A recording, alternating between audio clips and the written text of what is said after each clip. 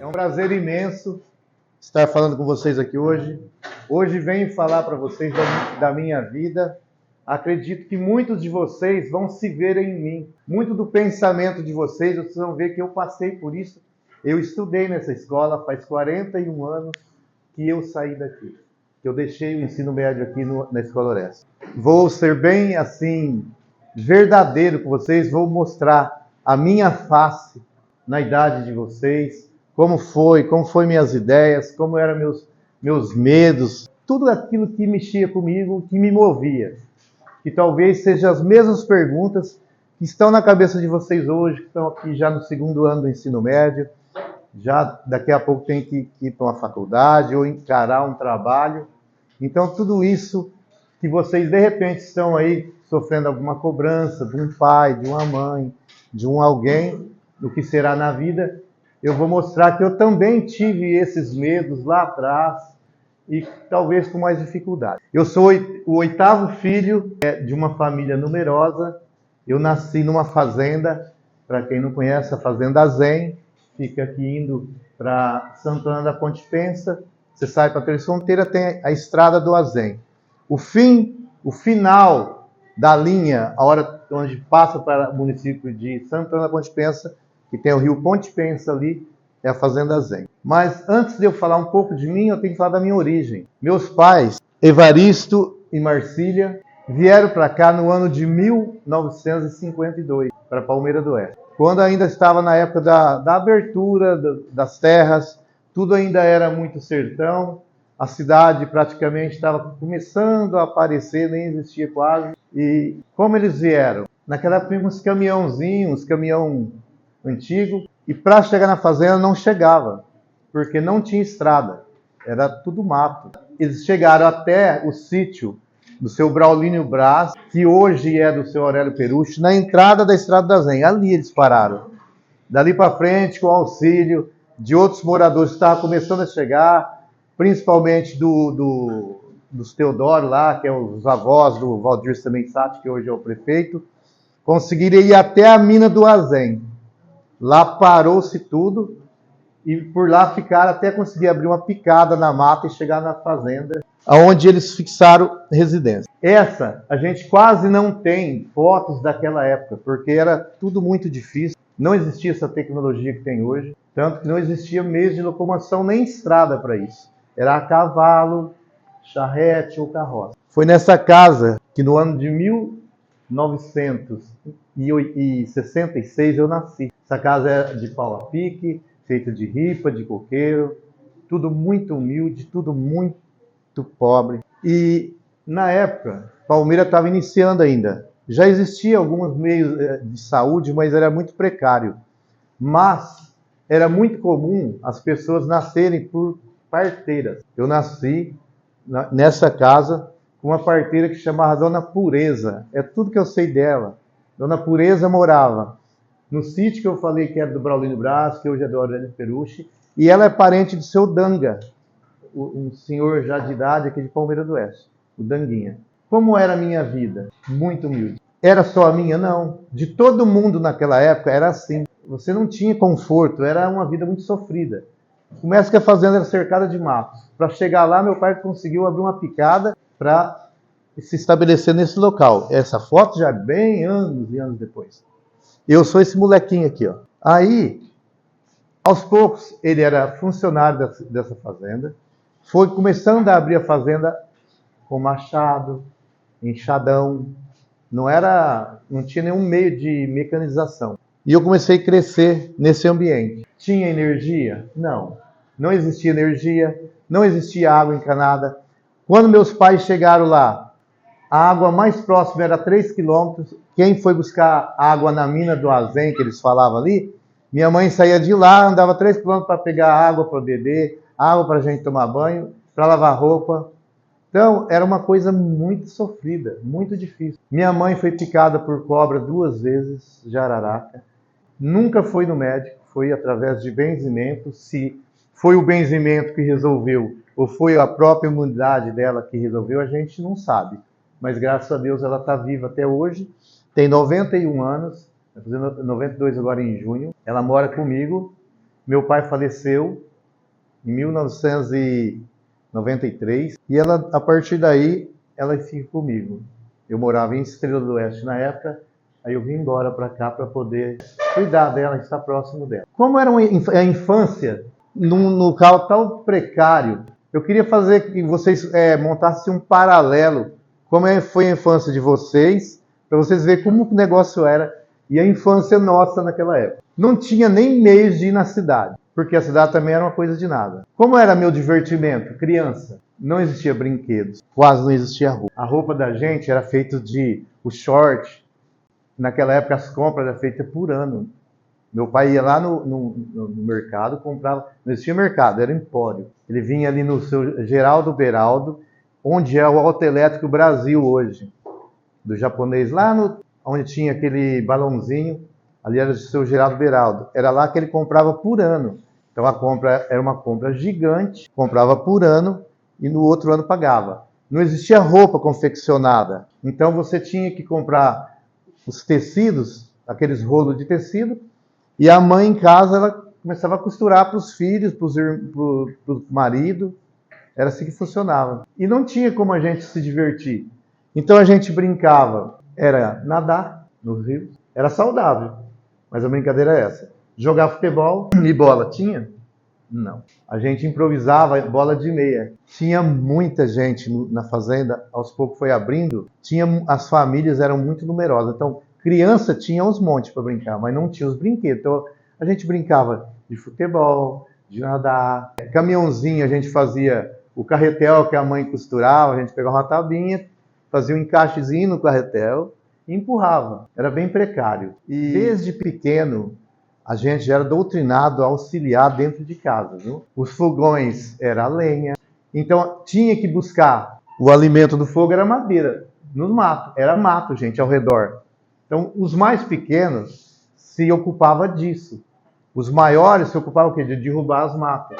Então, a gente ia buscar madeira, ajudava a mãe lavando a louça, e assim nós fomos crescendo. Saudável, médico, eu nunca fui. Quando eu entrei na polícia, que eu fui no dentista a primeira vez, e passei pelo médico no Hospital da Polícia em São Paulo, primeira vez, em 1986, 19 anos. Quando tinha alguma febre, um estado febril, a gente vinha no Seu Luiz da farmácia, um japonês, e ele era quase um médico. Ele tinha um laboratóriozinho lá dentro, muito bom mesmo. Então, ali que a gente vinha, tomava lá uma injeção, um analgésico que ele dava, não sei dizer para vocês. Nunca fui ao médico, nem dentista. E para estudar, como que era? Essa é a escolinha da Fazenda Zen, com esse monte de caburezinho aí. Eu comecei a estudar aí. Com 6 anos, eu entrei na primeira série. Minha primeira professora foi a dona Francisca Cavalcante. Ela, se não me falha a memória, é cunhada da dona Magida, esposa do seu Choi. Acho que é Choi o nome dele. E como era a sala de aula? Era uma sala igual essa, desse tamanho aqui. Então tinha aqui, ó, primeira série, aqui nessa carreira de fileiras. Eram carteiras com 2 alunos, carteiras duplas. Aqui a segunda série, lá a terceira série. Era até a terceira série. Então a sala, ela dava aula para a primeira série, segunda série e terceira série. Então, uma professora para tudo isso, ela tinha que dominar. E era muito aluno. Nesta época, Palmeira do Oeste estava com aproximadamente 33 mil habitantes. Só que tudo na zona rural. Não era na cidade. A cidade era pequenininha, minúscula. Era uma tripa comprida, essa Rua Brasil aqui, curta, né, limitada. A cidade começava praticamente ali onde tem o posto do Castelândia, onde eu falei. Asfalto não existia e era assim a vida. Só que a zona rural era numerosíssima. Com o meu crescimento, eu tive que terminar a terceira série aqui. Ao terminar a terceira série, onde eu vou fazer a quarta série? Foi no município de Santana Ponte Pensa. Era 6 quilômetros de onde eu residia. Eu ia a cavalo de manhã cedinho, tinha que estar lá às 7, só que saía ao meio-dia. Os 3 primeiras séries foi nessa fazenda mesmo. A quarta série eu fiz nessa escolinha lá em Santana da Ponte Pensa, que ficava a 6 quilômetros. E ia a cavalo, gente, não é fácil. Eu entrei com 6 anos, na primeira série, 7, 8. Com 9 anos eu estava andando a cavalo, todo dia, chuva, frio. Porque você sai cedo de casa, naquela época chovia bem mais que hoje. Você sai cedo, o tempo tá meio assim, a hora que você volta tá chovendo. Não tinha capa. Eu esqueci de falar para vocês, sabe qual era a minha mochila? Um Bornal, sabe o que é um Bornal? Isso. Roupa, eu ia falar, o short era feito de, a compra era por ano, o saco de açúcar era um saco desse tamanho de açúcar, de pano. Minha mãe desmanchava aquilo lá também e fazia short pra gente. Não existia essas facilidades de hoje. Meu pai nunca pediu para que eu estudasse. Meu pai sempre pediu que eu trabalhasse. Esse detalhe é importante você me lembrar para mim falar para eles. Eu estudava de manhã até meio-dia. Chegava em casa 1h da tarde, almoçava e ia para a roça. Desde da escola primária ali, do primeiro, segundo e terceira série. Eu lembro com 7 anos, eu tinha umas enxadinhas velhas, que era mais pequenininha. A gente tinha que capinar arroz. Desde os 7 anos. Nossos pais eram, assim, muito firmes. Não tinha muita brincadeira. Nossos pais, da minha época, não era de ficar alisando o filho, pegando, oi, meu filho, vem cá. Não era. Era tanto filho, era tanto serviço. Eles eram, assim, bem rústicos com a gente. Um pai da gente nem quase ralhava com você. Ele olhava para você. E você já sabia que era melhor você se calar ou parar o que você estava fazendo, que a coisa ia ser feia. A verdade, a gente era espancado. Não se media onde batia, viu? E nem com o que se batia. Era uma época que era comum isso. Todo mundo era um povo mais bruto, porque a própria situação da vida fazia eles brutos. Se eles não fossem, eles não aguentavam a vida daquela também. Se bebia muito naquela época, pinga. Não existia cerveja. Muito difícil. Então, eles levavam garrafões de pinga para a fazenda, e lá reunia na minha casa, porque era o único lugar que tinha um rádio, com a pilha grandona lá. Eles reuniam à noite, aquele garrafão de pinga eles bebiam naquela noite, todo mundo. Se bebia muito. Só que no outro dia, de madrugada, estavam todos de pé trabalhando. Tinham essas situações, mas eles eram muito fortes. Eu vejo hoje eles muito fortes, entendeu? Diferente dos os pais de hoje, eu mesmo com meus filhos, procuro ser amoroso, estar presente. Quem ficava mais presente era a mãe. Mas também, como era muito numeroso a família, ela não tinha tanto tempo. Ela tinha que fazer comida. Você tinha que ir lá no poço tirar água no sarilho, depois que veio o poço. Aí você punha água para cozinhar. Você tinha que pôr o fogo lá para fazer a comida. E aí ia sobrar tempo. Aí você tinha que dar banho em 7, 8 mulheres. Tudo tirando água no poço, pondo uma bacia, esquentando. Como faz? Como eram nossos banhos? Eu até trouxe aqui. Eu tenho um mini museu em casa. Isso aqui, ó, era o chuveiro. Quem tinha, normalmente era bacia, tá? É um bacião. É o Tiradentes. Eu tirei hoje de lá, ele fica exposto, então fica até um pouco meio empoeirado. Mas deu uma limpadinha. Pra vocês terem noção, isso aqui... o chuveiro não era dentro de casa, viu, gente? Era um barraquinho lá fora, aí você pegava, vou tentar imitar como era. Lá no telhado dele pendurava essa carretilha, essa corda era mais comprida, você puxava e enganchava ela aqui. Vamos supor, nessa altura tinha um gancho. Aí olha a altura que fica. Você vinha lá, se você queria água quente, você tirava a água do poço, punha lá num caldeirão para esquentar no fogo de lenha. Aí você vinha e punha água quente aqui, esse tanto de água. Aí você tinha que tomar banho e dosar para não acabar a água e você ficar todo cheio de espuma. Entendeu? Então era isso aqui. Aí você estava aqui nessa altura, você enchia, aí você puxava mais, né, que ia elevar ele bem acima da sua cabeça, e essa coisinha aqui, ó, ela fica reto, fecha, para baixo fica aberto. Aí você tomava banho nisso aqui. Quem tinha? A maioria não tinha. Era um bacião que a gente chamava. Você começava, a água estava limpa, terminava, a água estava suja. Que dia que você saía de lá, entendeu? É a mesma coisa se você for lavar os pés hoje aí numa bacia, a molecada rolava na terra o dia inteiro.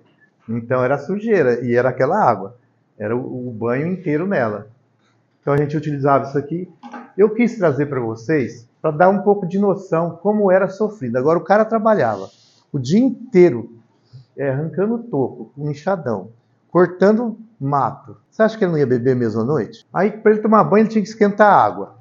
A água tinha que ser rápido. Tinha muitas pessoas naquela época que não tomavam banho, viu? Lavava os pés só. E eu quis trazer para você, e até eu faço um convite. O dia que vocês puderem, vá até minha casa, tem muita coisa que vocês vão entender muito o que eu falo lá. Porque talvez muitos aqui conheçam, mas muitos não conheciam essa realidade. Porque hoje a gente chega, a água está encanada, você liga lá, regula a temperatura, regula tudo. Deixa eu retomar aqui.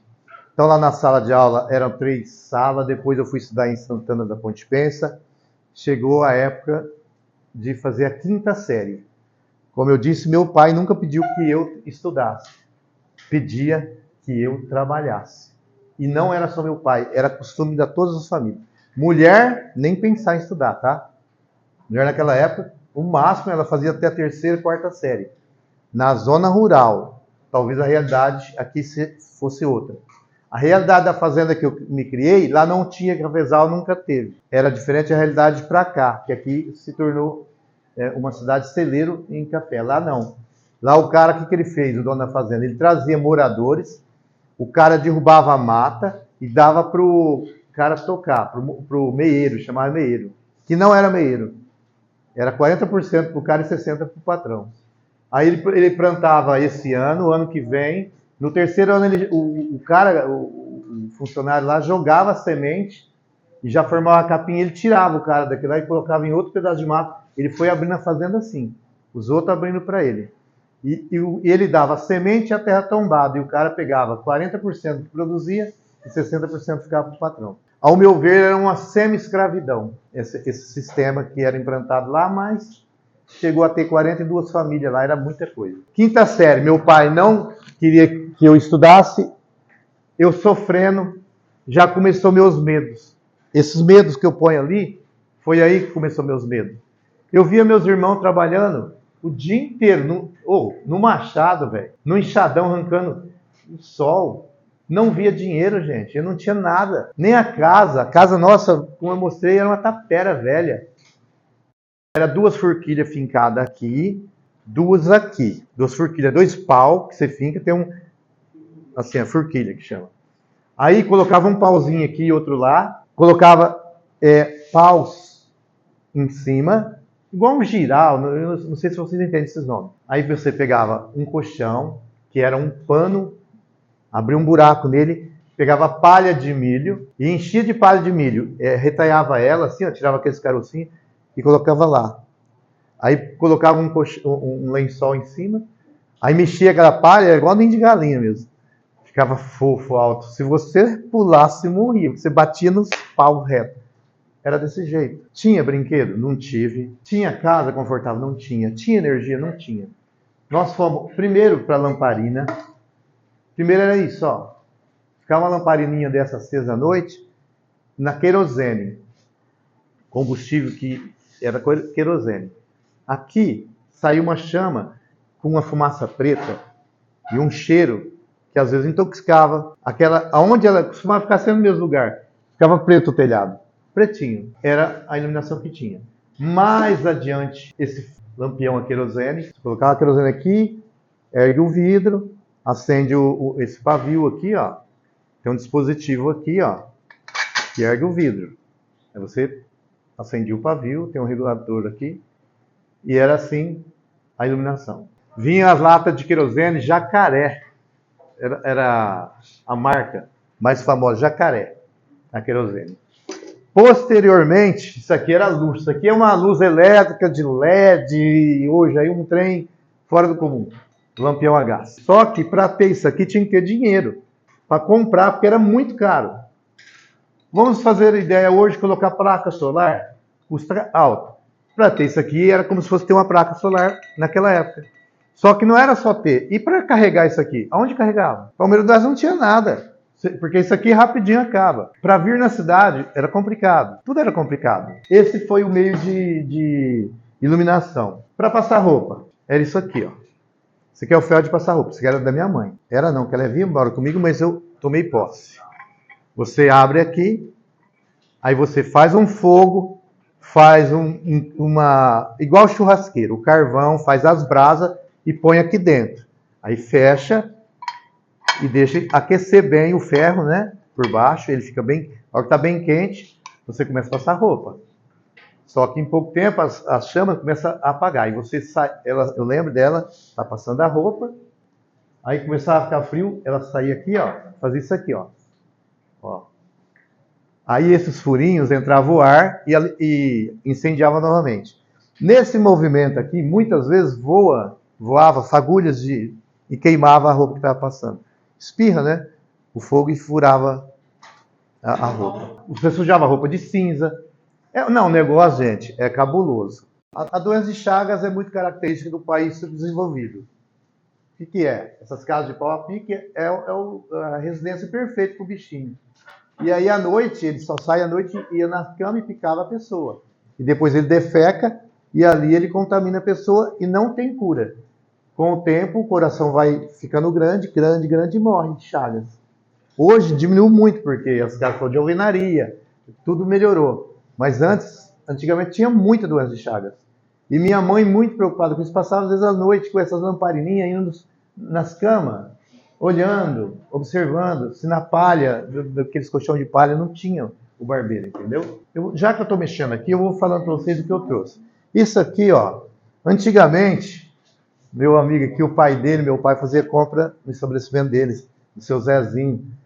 Eu conhecia assim, Zezinho Celeiro, porque mexia com materiais para animais, e sapato, sapatão.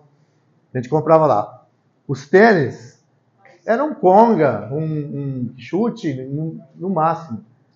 Os sapatões, que a Lida tinha que ter sapatão, não era costurado, a maioria era taxinha, uns preguinhos assim, ó. E com o passar dos dias, andando no orvalho, o seu pé ia movimentando dentro, começava a fincar a taxinha no seu pé. Isso aqui eu conheço como pé de ferro. Aí você punha lá o sapato. Alguém está com algum... Me empresta sua chinela um minuto? Vamos imaginar que isso aqui seja um sapato, né? Tem a boca, aí você põe aqui, ó, veste. Aí você ia aonde estava a taxinha machucando você e rebatia ela novamente. Então isso aqui era um material que a gente tinha lá também para consertar as coisas. A nossa geladeira, na roça, né? Era moringa. Quem tinha dessa daqui era rico. Porque normalmente os caras pegavam cabaça, umas cabaçonas grandonas lá, faziam um furo, punha lá para curtir um tempo com água dentro, depois tirava. Eu cansei de ver o pessoal com isso. A moringa era um artigo de luxo. Essa em especial tem uns 70 anos, tá? Eu guardo ela com muito carinho, com muito zelo. Eu trouxe para vocês que vocês também tivessem a noção. Com esse calor, imagina o cara lá na roça, no enxadão e no machado tomar água quente. Mas era isso aqui. Ela deixava a água um pouco fria, não era muito fria, não, mas deixava. Nossos pratos eram esses aqui, ó. É bonito, tá? Mas a hora que você põe uma coisa quente aqui, põe a mão aqui. Vocês acham que o pessoal comia na mesa antigamente? O pessoal era igual garçom, era tudo garçom, era bom era na mão. Mas é a lembrança minha da infância, esse prato aqui. Por isso eu fiz questão de tê-los na minha casa, porque ninguém caminha bem para frente se não der uma olhadinha para trás, tá? Ó, eu tomava leite numa dessas. Igual a essa, né? Essa aqui eu peguei. Era o que tinha. Ó, para café, para chá, os bules, ó. Isso aqui eu consegui na Feira do Rolo lá em São Paulo, que era difícil de encontrar.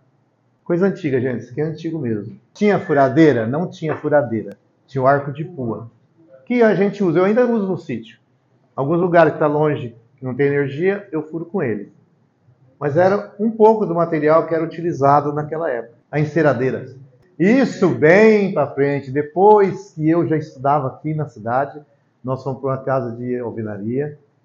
Isso aqui chama escovão. Coloca um cabo aqui. Agora vocês imaginem que você tem que cobrir toda a área de uma casa, esfregando isso aqui. Ó, leva um tantinho assim, vai. Imagina essa sala para esfregar. Era o chão de vermelhão ou o chão de verde que usavam? Tinha que passar a cera. Eu lembro até o nome, parquetina, que nós usava e tinha uma bisnaga, porque a gente tinha que ajudar. E aí, ó, esfregava, gente. Isso aqui levava, normalmente era no sábado. Sábado o pai deixava trabalhar na roça até meio-dia, do meio-dia para tarde, ajudar minhas irmãs, porque minha casa tinha 6 quartos, 3 salas, gigante essa casa que eu fui morar depois. Isso aqui era o terror para nós. A gente já queria jogar bola. Não, vocês vão ajudar a limpar a casa. Escovão, tá? Academia é pouco perto de que era antigo. Ninguém fazia na academia. Esse objeto estranho aqui, que parece uma tesoura, parece um... Vamos imaginar uma fazenda que é cheia de mato. Tem cerca? Não existe cerca. Naquela época não tinha cerca. Aí o cara põe o gado lá para criar. O gado cria bicho, porque não fica vendo gente. Entrava no mato, você acha que ele saía? Na hora que ele viu uma pessoa, ele sumia para dentro. E ninguém... Como que você pega, tira dentro de uma mata fechada, uma mata virgem, é tudo mata virgem.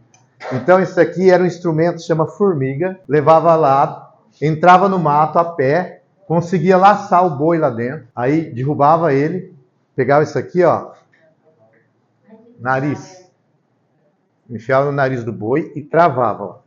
Aí fechava, ó. Aí amarrava a corda aqui, o laço, que está fechado. E levava o boi arrastado. Era a única forma de levar, porque dói muito. Aí ele ia no meio das árvores, saindo até tirar e levar para fora. A gente chamava assim, o gado que está alongado. Era uma forma de falar que o gado estava sumido, que ninguém conseguia pegar ele. Alguns objetos que eu acho interessante vocês saberem como foi a colonização de onde eu morei, daquela fazenda. Bom, vamos lá. Eu tinha que estudar. Meu pai não queria ir para se locomover. Só tinha quinta série aqui em Palmeiras do Oeste. Tinha que trabalhar. Isso é ponto facultativo. Trabalhar, gente, 6 horas da manhã tinha que estar de pé. Não tem conversa. Não, meu pai chamava uma vez só. Meninos, levanta. Jesus, se você não levantar. Levanta porque o bicho ia pegar. Bom, conversei com o pai. Pai, eu quero estudar, eu quero sair dessa vida. Sabe o medo que eu falo? Vocês acham que eu queria continuar naquele sofrimento? Eu via meus irmãos sem futuro. Eu via meu pai sem futuro. O patrão sugando. Até onde podia. Nenhuma perspectiva de melhora de vida. Eu só tinha uma saída. O pobre, naquela época, não sei hoje, mas eu vejo do mesmo prisma, era estudar. Ou você estuda e tenta sair, mudar a sua realidade, ou você está fadado a ficar naquilo. Não adianta eu ficar reclamando e não fizesse nada. Aí o pai falou, filho, eu não tenho condições, e ele não tinha, de fazer você estudar. Ele falou, o que eu posso arrumar é a carroça e o cavalo. Sabe quantos anos eu tinha? 10. 9 eu fui para a quarta série, eu estava com 10 anos. Tenham curiosidade, façam isso. Hoje ou amanhã, procure ver quem tem 10 anos, uma criança de 10 anos, tá? Para vocês entenderem o que eu estou falando. Aqui, todo mundo está bem acima disso. Com 10 anos, eu consegui mais uns meninos lá da fazenda. Falei, vamos, gente, nós precisamos mudar essa realidade. Com 10 anos. Com medo do meu futuro. Eu precisava mudar a minha realidade. E eu, além de mudar a minha realidade, eu pensava na minha família. Eu queria mudar a realidade dos meus pais. Viemos. O Disney abriu naquele ano, 1977. Foi quando terminou o Disney. Só que nós começamos a estudar aqui no Oeste, porque lá terminou só no meio do ano. Aí a gente vinha de carroça, lá da Fazenda Zen. Dava até aqui, uns 12 quilômetros. Aí deixava ali, era a oficina do seu Dair Mastro Cesare, e tinha uma máquina de arroz ao lado. A gente colocava a carroça lá, tirava o cavalo, deixava lá amarrado e vinha estudar. Entrava às 19h20 aqui da noite e saía às 23h20. Naquela época, a gente cansou de cair o cavalo em cima de vaca deitado na... Era escuro, você não via nada, não tinha farol, não tinha nada. Então a gente ia às cegas no caminho, né? Eu chegava em casa 1h da manhã, gente, com 10 anos. Por isso que eu estou pedindo para vocês depois, procura ver uma criança de 10 anos e fala, cara, ele falou que lá, será que eu teria coragem? Não é que a necessidade da época fazia a gente valente, mas com muito medo. Acho que eu não tinha medo? Eu cagava de medo, não era medo não. Aquele monte de história esquisita. Não tinha energia, gente. Você andava, você saía aqui do Palmeiras, tinha energia há pouco tempo. Você saía ali, já era tudo escuro. 11 quilômetros, você tinha que parar para abrir porteira. Meu Deus! Descia, foi assim. Até que o seu Batista Álvares Campos, no meio do ano, conseguiu uma Kombi para que a gente pudesse vir de Kombi. Aí tudo melhorou. Aí tudo fluiu. E aí eu fiz a quinta até a 8ª série na escola Disney. Aí eu vim para a Escola Oeste fazer o primeiro colegial, onde o Divaldo começamos a estudar na mesma sala, né, Divaldo? E terminei o colegial. Só que a gente era muito aplicado, viu?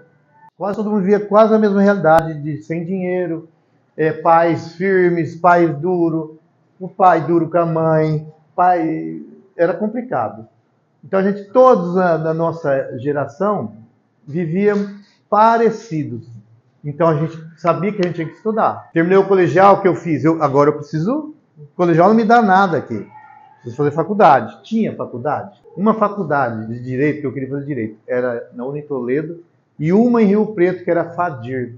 Era Fadir Faer o nome da faculdade. Agora, para esse universo de alunos, você imagina se era fácil entrar lá. Pois eu entrei na Fadir eu saí aqui em 1984, no final do ano eu fiz o vestibular e eu passei. Se meu pai não tinha condições de dar condições de eu vir na escola de carro, alguma coisa de locomoção melhor, que não tinha, vocês acham que ele tinha condições de bancar eu lá em Rio Preto? Você já viu o teu sonho na sua mão?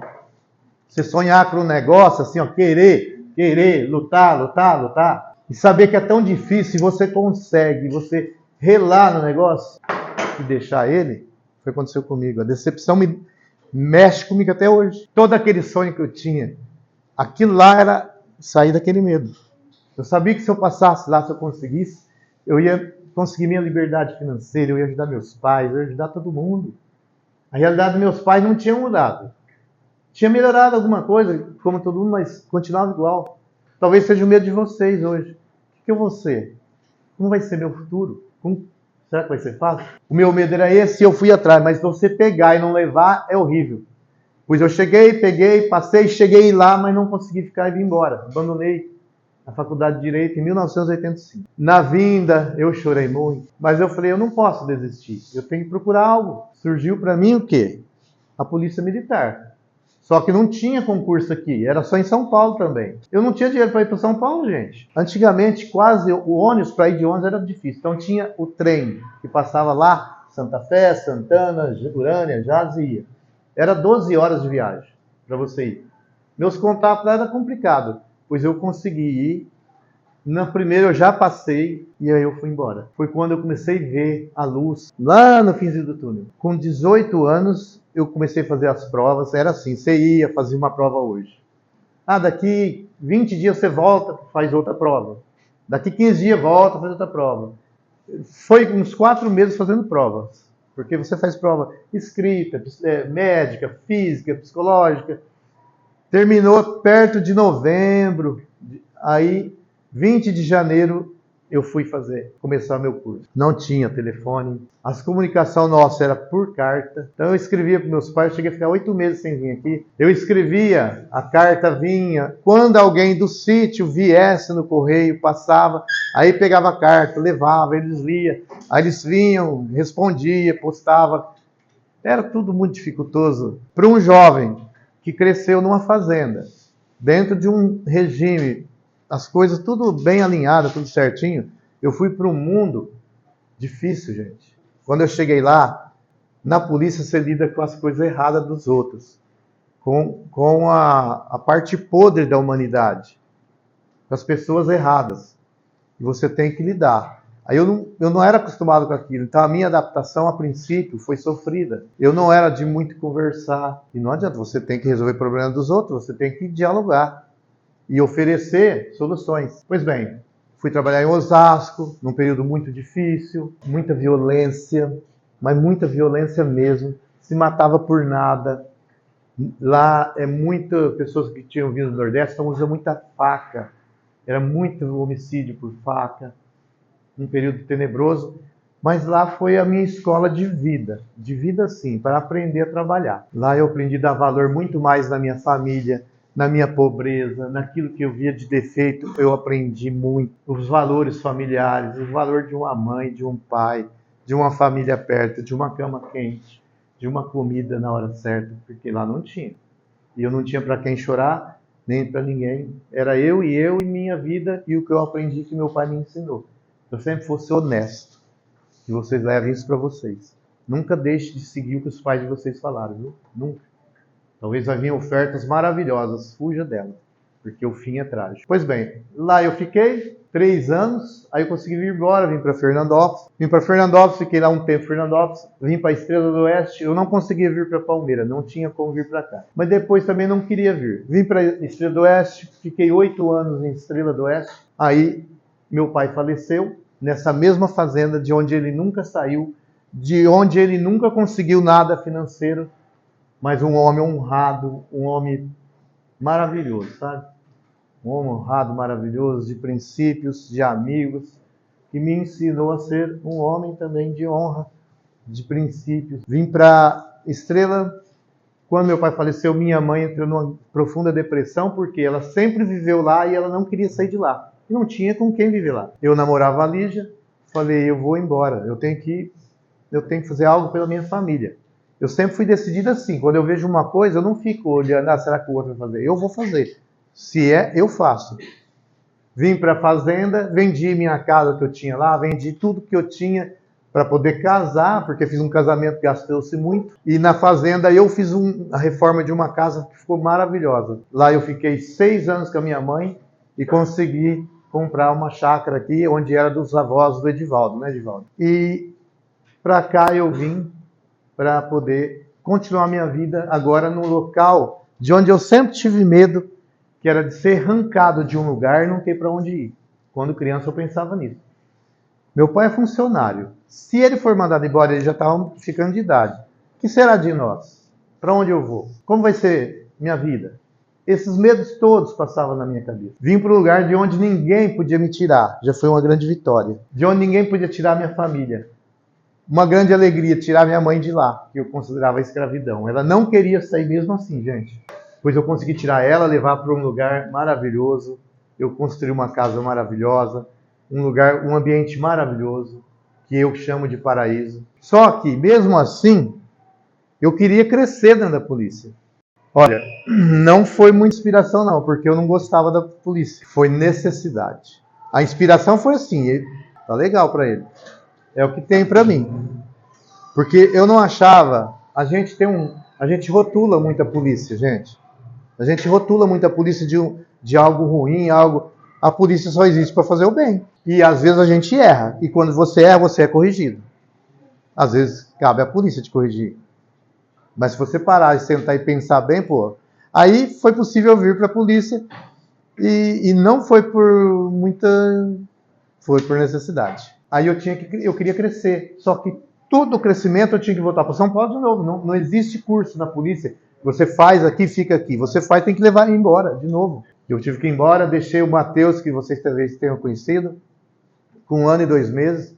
Ele ficou traumatizado, porque toda vez que eu tinha que ir embora, ele se agarrava em mim e chorava muito. E fiquei mais 2 anos lá para crescer dentro da polícia.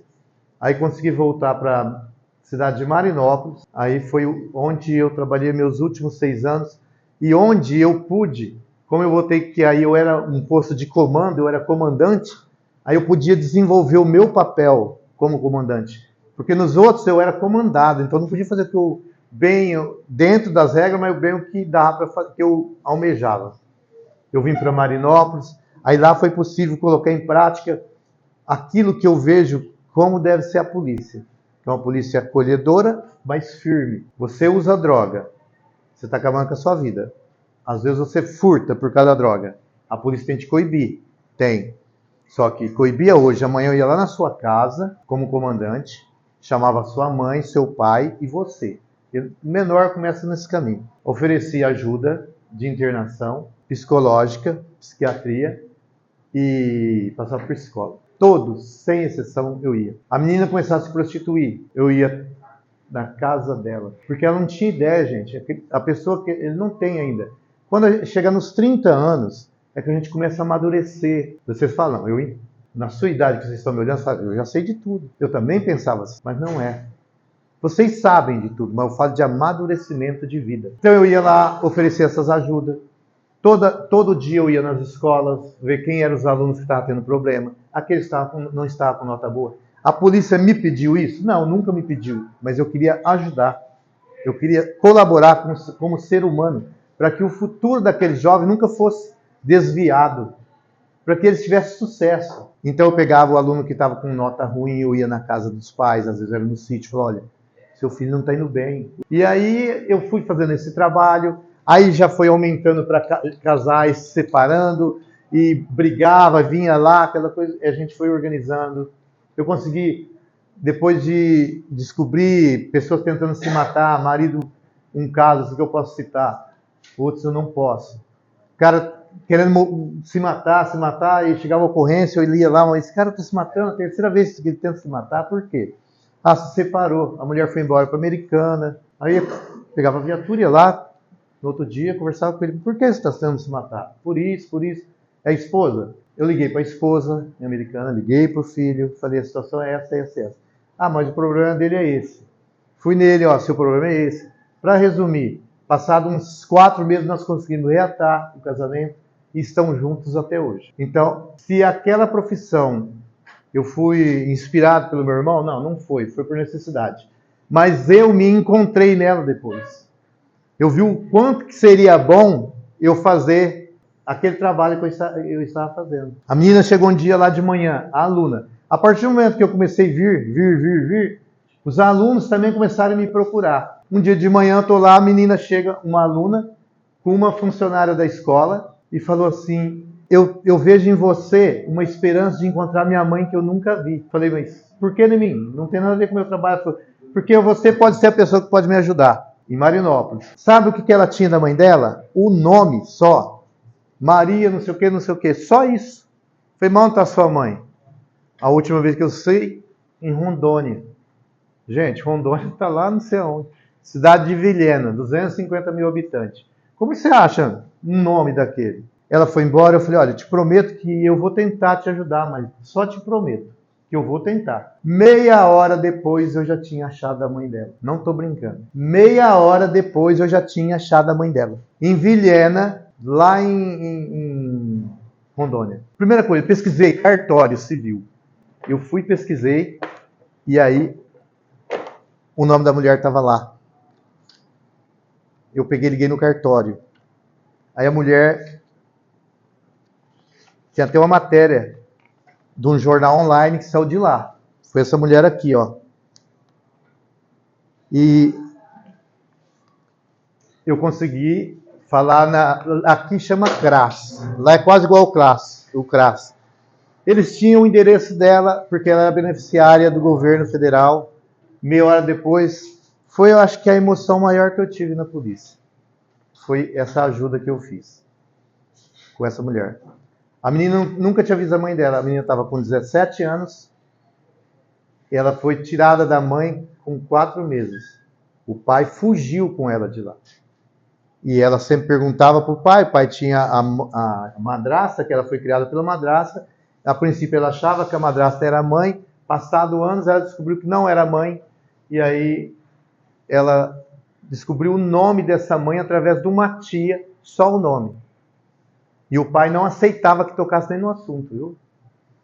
E aí, meia hora depois, a mãe da menina estava descoberta.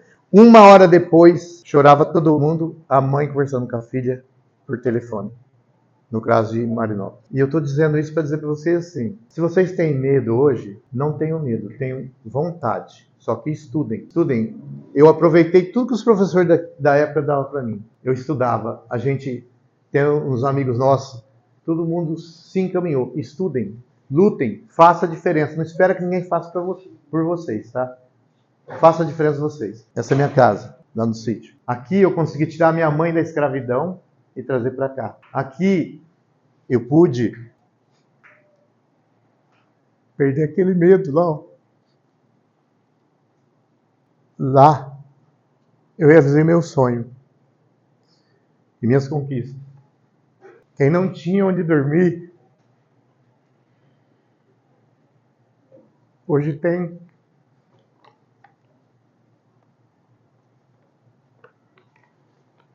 Vocês vão lá um dia, vocês vão ver que legal que é. Quem morava numa fazenda, andava descalço, não tinha chinelo. Andou de avião. Foi para a Olimpíada trabalhar, trabalhei na Olimpíada do Rio de Janeiro. Conheci gente do mundo inteiro lá. O pouco do inglês que eu aprendi, porque eu aprendi, eu usei. Conheci gente maravilhosa, gente diferente, cultura diferente. Pude ver a realidade do Rio, que é horrível. Pude fazer campanha para o Hospital do Câncer, junto com os alunos, viu? Eu usava vocês, não vocês aqui, Marinópolis. Eu sempre sonhei com os jovens, porque jovens sonham. Ai do jovem que não sonhar. Ai daquele que bloquear o sonho de um jovem. Porque eu sonhei um dia. E eu tive que enfrentar, como eu falei para vocês, uma universidade que eu passei, só tinha aquela em Rio Preto, não tinha mais nenhuma, gente. Era difícil passar, todo mundo ia lá e em Araçatuba. Hoje tem Santa Fé, Jales, 2 em Fernandópolis. um universo de universidade naquela época não tinha. Então, eu sempre sonhei. E hoje eu quis trazer isso aqui porque o sonho a gente mostra. A gente chora, não é vergonhoso chorar. Vergonhoso é não sonhar, é não lutar pelo seu sonho. Sabe quem fez isso? 2 jovens e um que já não era tão jovem, que um dia também passou necessidade de comida, de roupa, nunca de amor, tá? Minha casa não é uma festança lá, Gabriel. Eu recebo meus amigos com carinho, com amor, porque a gente tem que lutar, mas nós temos que viver. Esse jovem fazia campanha de roupa para a VCC. A VCC é que colabora com as roupas profissionais do amor. Esse jovem que com 10 anos falou para o pai, pai, me ajuda, e o pai não tinha como. Mas eu encarei as adversidades da vida. Eu subi numa carroça e tremia de medo no caminho, tomava chuva, porque eu saía de casa às 5 da tarde e voltava às 11h30 da noite, e eu vinha, não estava chovendo, na hora que eu voltava estava chovendo, não tinha roupa de frio, tremia de frio. E eu lutei. O que eu quero deixar para vocês é isso. Lutem, não deixe que ninguém roube o sonho de vocês. Desde o primeiro dia que eu casei, eu cuido da minha mãe. Agora que ela está com Alzheimer muito profundo, meus irmãos ajudam, mas assim, a gente olha segunda, terça, quinta e sexta. Hoje, para a gente vir aqui, eu pedi para o Zé que a Vilma, vocês fiquem umas 2 horas só para mim. A gente cuida. Nunca caminhe sem olhar para trás. Olhe de onde você saiu. Eu voltei a morar no sítio. Eu não precisava morar no sítio, mas é minha raiz. É lá que eu me sinto bem. Eu recebi o título de cidadão marinopolense pelos trabalhos em 6 anos. Uma coisa inédita lá para eles. Pelos trabalhos que eu fiz, eu acho que mais social do que da própria combate à criminalidade. Sabe o que aconteceu? Diminuiu 250% de quando eu cheguei para quando eu saí. Porque acabaram as ocorrências, porque eu ia nelas. Vizinho brigava por causa de som alto, no outro dia eu chamava os 2 vizinhos e conversava os 2, foi acabando. Todo mundo foi virando amigo. O que eu estou dizendo aqui, eu não estou querendo me engrandecer. Nunca tenho essa intenção. Eu quero mostrar para vocês que é possível a gente mudar a realidade. E hoje, talvez vocês tenham professores muito mais capacitados, os recursos tecnológicos tudo na mão, a gente tinha que ler livro, o físico, e você tinha que comprar, porque eu já sou realizado. Na polícia eu não entrei porque eu queria, mas eu saí amando a polícia, porque quem quer fazer o bem lá é o lugar. Tudo errado quando chega lá, então é lá que você pode ver o errado e transformar ele. Eu ficaria o dia inteiro aqui contando de 6 anos em Marinópolis. Eu ficaria o dia inteiro contando de coisas maravilhosas que aconteceram. Sonhem alto. Não é para sonhar baixo, não. Se fulano chegou lá, por que vocês não podem? Vocês podem. Ah, eu sou preto. Preto é gente. Ah, eu sou amarelo. Amarelo é gente. Ah, eu sou pobre. Pobre é gente. O rico também é gente. Mas vocês não deixem nunca o rico montar em você só porque ele é rico. Não deixa o branco montar em você porque você tem cor. Nem o de cor montar no branco. É tudo assim, ó, entrelaçado. Não deixa. O pobre tem o mesmo direito do rico. O sonho do rico e o sonho do pobre é igual. O Matheus está na Universidade Unesp, que é a que ele escolheu. A USP ficava caro para nós. Não é fácil, ele passou na USP de Ribeirão. Então não tem ônibus, lá é mais caro o aluguel. Eu não consigo. O Matheus aqui, na Unesp de Ilha, é o 3º melhor curso do Brasil. O que ele faz, ali a universidade está ranqueada no 3º melhor curso, o dele. Você ganha R$800 por mês, aquele pessoa até 4 salários mínimos. Ganha do governo R$800 por mês, lá o aluno ganha para estudar. O aluno ganha alojamento de graça, cama, R$2,50 a comida para comer. Então, meus amigos, não estuda se não quiser. Vocês nunca vão poder dizer, um dia olhar para mim e falar, você lembra de mim? Olha, eu não consegui nada da vida, porque eu não tinha condições. Eu falo, olha, sinto muito. Eu te falei aquele dia que eu andei de carroça, que eu andei, olha, eu comi o pão que o diabo amassou, gente. Que eu chorei quando eu passei na universidade, que era a coisa mais difícil.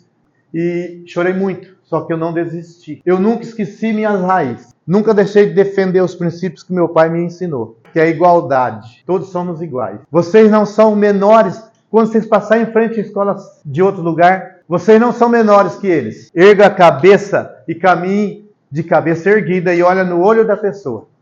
Um dia que a pessoa te falar algo, olha no olho dela. No olho. Ela não é melhor que você. Ela não pode te ameaçar. Ela não pode fazer nada. Ela não pode. E se fizer, tem meios para que vocês possam se defender. Sejam homens e mulheres de garra, de bril. O bril que eu falo é não deixar ninguém pisar no seu direito. O bril que eu falo é de você mesmo pisar você mesmo no seu direito, no seu sonho. Nunca deixe isso acontecer. Quis vir aqui, a convite de volta, mas eu queria mostrar a minha cara do moleque pobre, que teve medo, que teve sonho, mas que foi atrás. Talvez não tenha sido do jeito que eu idealizei, mas consegui acabar com o meu medo, realizar meu sonho e ter conquistas. Leve isso para vocês que estão começando aqui, ó, sem medo, mas tenha vontade. Aproveite os professores, tudo que eles têm que passar. Aproveite, vocês vão precisar. A competição existe. Aproveite, tá bom, meus queridos? E eu digo que vocês foram na minha casa, falou que legal que você chegou aqui. Ele chegou, ele conquistou. Ele falou de tudo aquilo e ele conquistou. É porque eu espero que vocês nunca arreguem para a vida. Não arrega para a vida, não. Nem para ninguém. Então, em Marinópolis eu desenvolvi um projeto para auxiliar as pessoas que estavam envolvidas no mundo das drogas. Levá-los em palestras, tá? Mas eu ia primeiro na casa deles, trabalhar com eles, com os pais deles, mostrar a realidade das drogas, mas no fim. As drogas, no início, gente, ela é gostosa. Mas o fim das drogas é que é problema. No final, você vai se viciando e daqui a pouco você acha que você está dominando ela, e ela está começando a dominar você, aí você não percebe, você acorda, mas você não tem mais força para lutar contra ela. Aí você começa a furtar, aí você se torna um criminoso. Você já está causando crime, furtando as pessoas para poder bancar seu vício. Antes dos furtos, você acaba com tudo que você tem dentro de casa. Primeira coisa que você acaba é com a família. A família se destrói com as drogas. Depois vai destruindo tudo ao seu redor, os seus vizinhos não querem mais papo com você, seus amigos se afastam, só vai sobrando o submundo para que você fique nele. Eu buscava esses jovens, eu ia uma vez por mês fazer palestras nas escolas sobre as drogas, e eu mostrava, porque eu levei muitos jovens ao fazerem 18 anos na penitenciária de Riolândia. Eu dei o nome a ela bem verdadeiro, assim, lá no inferno. Então eu tinha que levar eles no inferno. Ali é que os usuários de droga não via. É aquela hora lá. Porque o traficante, gente, ele vende a droga para vocês. Para o filho dele, não. Nem para ele. Aqueles que ficam fazendo um aviãozinho aí, todo cheio de marra, é um pobre coitado que está sendo usado para enriquecer o bonitão lá, velho. É o destruidor de lar. Então, a droga vai te levar para a cadeia. E lá na cadeia vai levar a sua namorada, sua mãe para a cadeia também. Porque você vai entrar lá e eles querem dinheiro. Você tem que levar dinheiro, filho. Você vai ficar lá dentro, na moral. Aí então a família tem que levar grana. E tem. Chegou a hora que não tem. Vai roubar também, vai vender droga. Eu cansei de ver jovens levar a namorada pra cadeia. Por quê? Aí a namorada vem visitar. O cara fala assim, ó, você me arruma dinheiro, vão me matar aqui dentro. Aí a mulher ia fazer o quê? Vender droga pro mesmo cara que vendia pra ele. E aí ela é pega também e se torna um ciclo vicioso. O que eu quero dizer? Fujam das drogas, para a gente diminuir esse assunto. Fujam das drogas. Se oferecerem, muito obrigado. Não discrimine ninguém que use droga. Ele é um ser humano igualzinho você, que por um momento, um deslize, entrou nesse mundo. A gente erra, viu? Todo mundo erra. Uns erram nesse caminho da droga, outro erra em outro coisa, todo mundo erra. Então ninguém aponta o dedão, não. Ajude. Eu digo para todos, ajudem. Ajude o outro. O cara está na droga, chama ele. Fala, olha, sei que está difícil para você sair, mas vamos procurar uma ajuda. Vamos fazer um tratamento psiquiátrico. A igreja é o caminho, é um dos caminhos. Desintoxicação é outro caminho. Às vezes a pessoa não consegue sozinha. Ele não deixou de ser um ser humano porque ele usa droga. Ele não deixou de ter sonho. Às vezes ele está sem forças para realizar, para sair daquilo. Eu só peço assim, nunca discrimine uma pessoa dessa. Tente ajudar. Se a pessoa não te estende a mão, você fez sua parte. Mas, a princípio, sonhem e lutem pelo sonho de vocês. Nunca desistam. Nunca esqueçam. A hora que vocês saírem da porta para fora, não esqueça do que eu falei, não. Não foi uma aula, não foi nada disso, não. Isso aqui é um exemplo de vida. Cuidem bem dos pais de vocês. Cuidem bem da família de vocês. O pai de vocês precisa de vocês. E outra, ouça eles, viu? Os não do pai e da mãe é que salva a gente. Quando ele te dá um não, que a gente fica bravinho, repensa e fala, pô, por que ele tá... Se ele me ama, eu nunca vi o cara preso na cadeia ter amigo lá pensando nele, não, viu? Às vezes nem o pai vai, só a mãe. Então ouça esse, que esse é os que amam verdadeiramente vocês. Eu nunca vi um amigo acordar de madrugada e levar o filho, o amigo no hospital, não. É a pai e a mãe que leva. E paga as contas. Eu desejo sucesso na vida de vocês. Que vocês sonhem e sejam bem-sucedidos. Existe bastante meios para que vocês consigam isso. É possível ter êxito na vida. Basta a gente querer. O estudo é o melhor caminho. O estudo é o melhor caminho. Eu queria só terminar dizendo para vocês o seguinte. Tenho a curiosidade de ver uma criança de 10 anos. Aí pede para alguém levar vocês até a Fazenda Zen. Vocês veem a distância que é. Vocês vão entender uma criança de 10 anos andar à noite, aquilo lá tudo. Obrigado pela oportunidade, viu, Edvaldo?